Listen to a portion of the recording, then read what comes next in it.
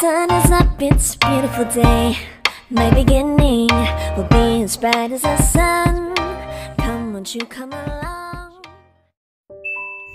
아직도 구독을 안 누르셨나요? 그러면 구독을 눌러주세요. 서린의 정원입니다. 오늘은요, 가을을 대표하는 야생화 중에서 이렇게 아름다운 꽃을 피우는 왕관 쑥부쟁이를 소개하려고 합니다.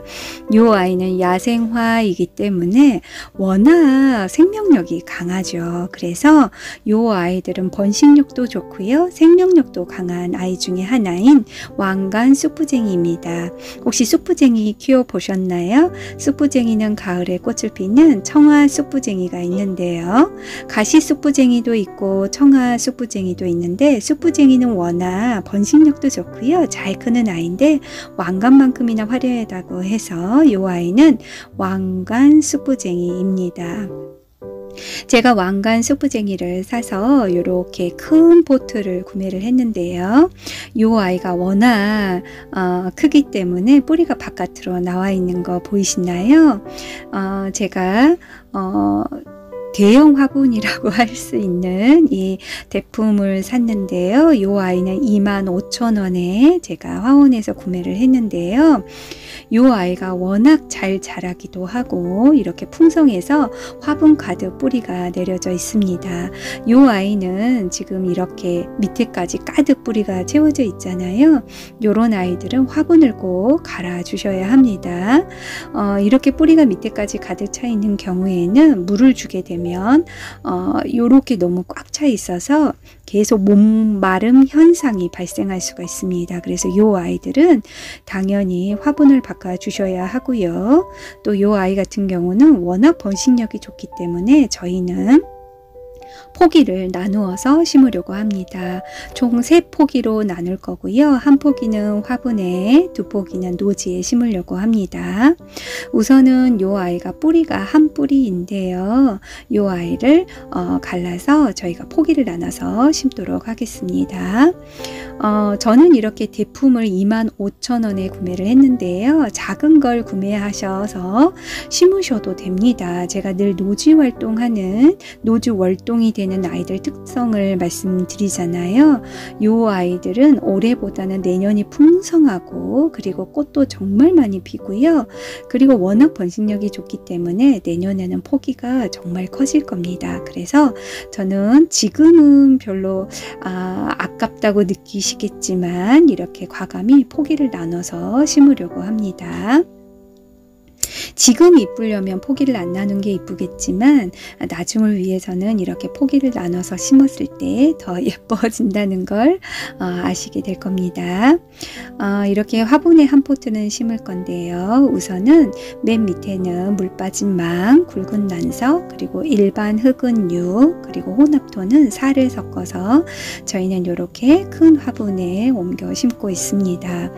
이 아이들 경우 물 빠짐이 더 좋게 하려면 여기다가 가는 난석을 섞어 주시는 게 좋은데요. 노지 월동이 되는 아이이기 때문에 저희는 화분을 좀 큰 걸 선택을 해서 심고 있습니다. 이 아이들은 또 금방 또 차거든요. 그래서 아직 이제 꽃대가 많이 있는 상태이기 때문에 저희는 여기에다가 유박을 섞을 건데요.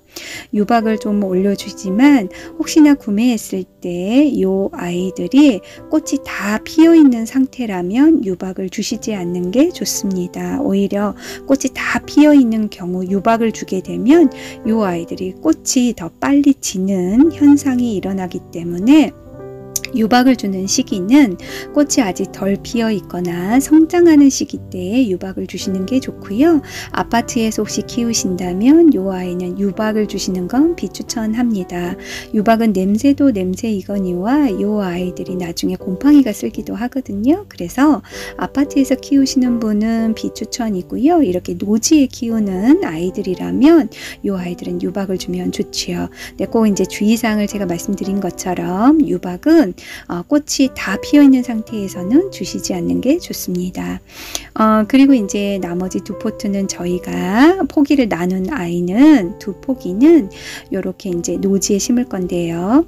큰 나무와 큰 나무 사이에는 최소 1m 간격을 띄우고 심는 게 좋습니다. 왜냐하면 이 아이들이 뿌리가 정말 많이 퍼지거든요. 그래서 너무 가깝게 심는 경우는 아이들끼리 경쟁을 하게 돼서 경쟁에서 이긴 아이는 더 성장세가 커질 거고 경쟁에서 진 아이는 점점점 시름시름 앓게 되다가 죽기도 하고요. 때로는 너무 왜소하게 자라는 현상이 발생하지요.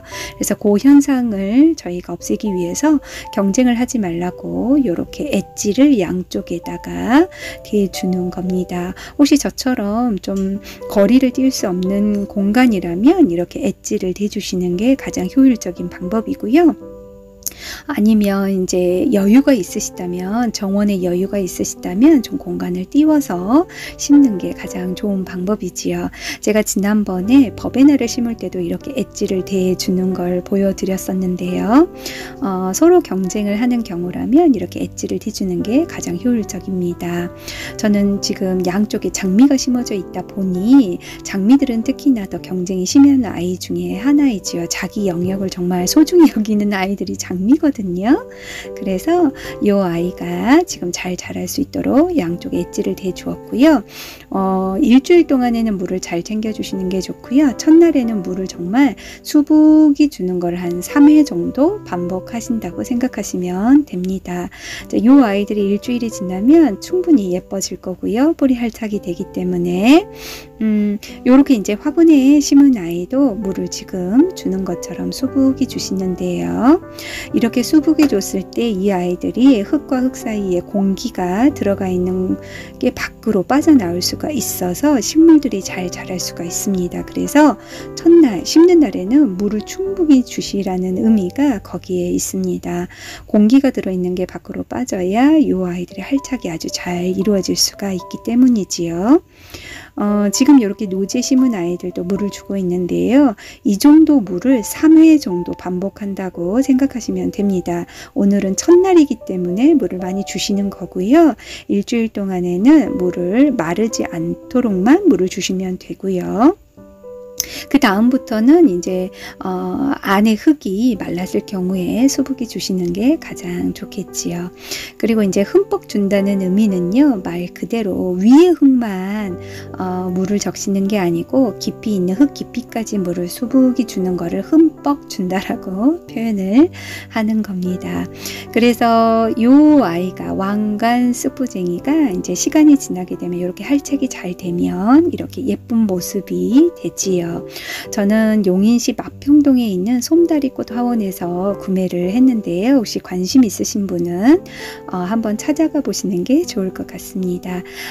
여기까지 서린의 정원이었습니다. 구독, 좋아요는 저에게 큰 힘이 됩니다.